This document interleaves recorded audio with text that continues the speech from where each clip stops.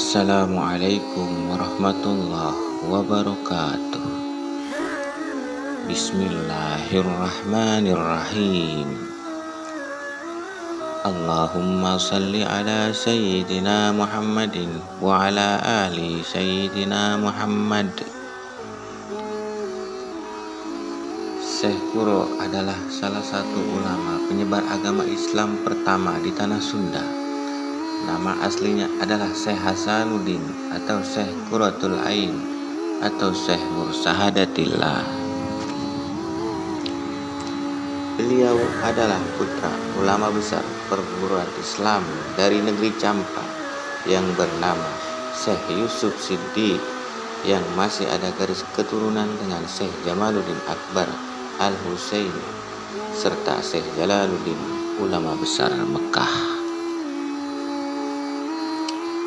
Jika ditarik dan dilihat dari silsilah keturunan Syekh Hasanuddin atau Syekh Kuro, masih ada garis keturunan dari Sayyidina Husain bin Sayyidina Ali radhiyallahu an, menantu dari Nabi Muhammad sallallahu alaihi wasallam dari keturunan Diyah Kirana, ibunya Syekh Hasanuddin atau Syekh Kuro. Selain itu, Syekh Hasanuddin atau Syekh Kuro juga masih saudara seketurunan dengan Syekh Nurjati Cirebon dari generasi keempat Amir Abdullah Khanuddin.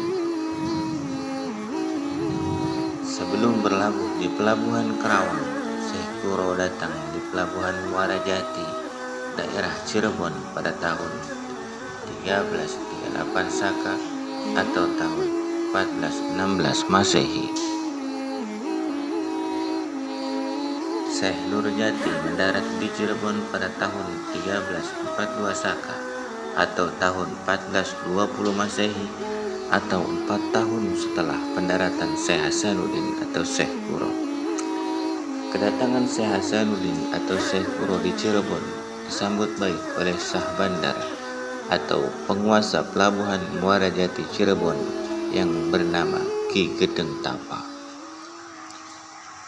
Maksud dan tujuan kedatangan Syekh Hasanuddin ke Cirebon adalah untuk menyebarkan ajaran agama Islam kepada rakyat Cirebon. Syekh Hasanuddin ketika di Cirebon namanya disebut dengan sebutan Syekh Mursahadatillah oleh Ki Gedeng Tapa dan para santrinya atau oleh rakyat Cirebon. Setelah sekian lama di Cirebon, akhirnya misi Syekh Hasanuddin untuk menyebarkan ajaran agama Islam di Pelabuhan Cirebon rupanya diketahui oleh Raja Pajajaran yang bernama Prabu Anggalarang.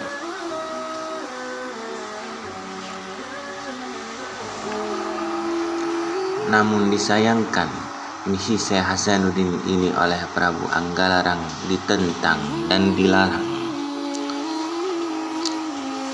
Dan kemudian Prabu Anggalarang mengutus utusannya untuk menghentikan misi penyebaran agama Islam yang dibawakan oleh Syekh Hasanuddin dan mengusir Syekh Hasanuddin atau Syekh Mursahadatillah dari tanah Cirebon.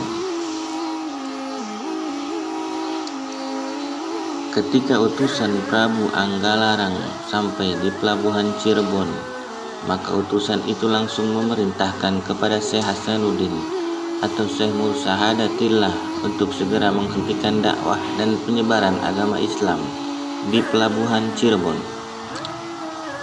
Agar tidak terjadi pertumpahan darah, maka oleh Syekh Hasanuddin atau Syekh Mursahadatillah atau Syekh Kuro, perintah yang dibawakan oleh utusan dari Raja Pajajaran Prabu Anggalarang itu disetujuinya.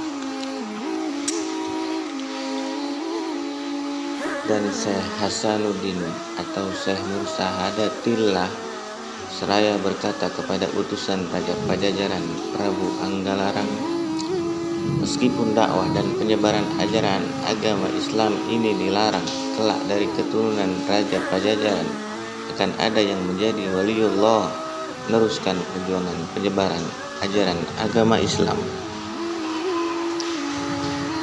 Peristiwa ini sontak sangat disayangkan oleh Ki Gedeng Tapa dan para santri dan oleh rakyat Cirebon. Karena Ki Gedeng Tapa sangat ingin berguru kepada Syekh Hasanuddin atau Syekh Mursahadatillah atau Syekh Kuro untuk memperdalam ajaran agama Islam. Ketika itu juga Syekh Hasanuddin atau Syekh Mursahadatillah pamit kepada Ki Gedeng Tapa di Muara Jati Cirebon untuk pergi ke Malaka. Maka Ki Gedeng Tapa Muara Jati Cirebon menitipkan anak kandung putri kesayangannya yang bernama Nyi Subang Larang untuk ikut berlayar bersama Syekh Hasanuddin atau Syekh Mursahadatillah ke Malaka. Syekh Hasanuddin atau Syekh Mursahadatillah berada di pelabuhan Bulut Kartayasa, Kampung Bulut, Kelurahan Karawang Kulon, Kecamatan Karawang Barat, Kabupaten Karawang sekarang ini. Di Karawang beliau dikenal sebagai Syekh Kuro karena beliau adalah seorang yang hafal Al-Quran dan sekaligus qori yang bersuara merdu.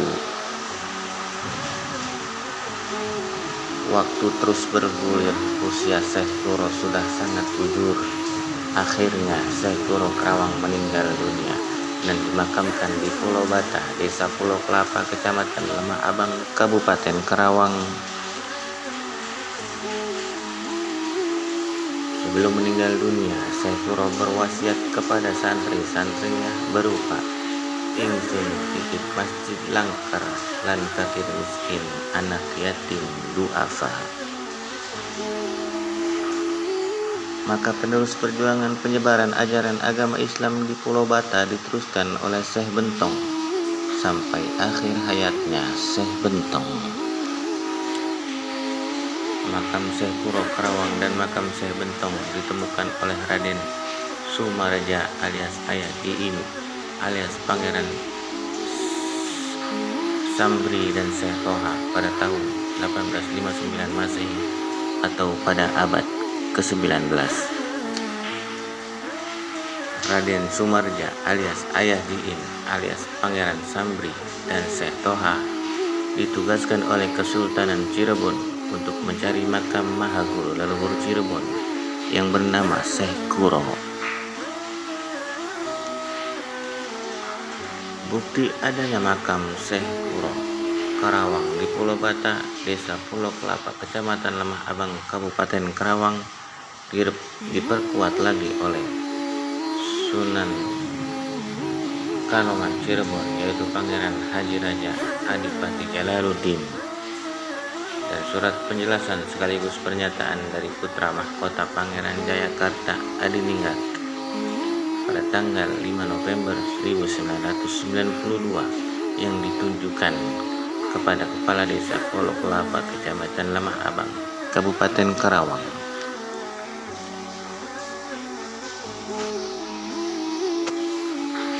Demikian sejarah singkat mengenal perjalanan salah satu ulama penyebar ajaran agama Islam di tanah Sunda.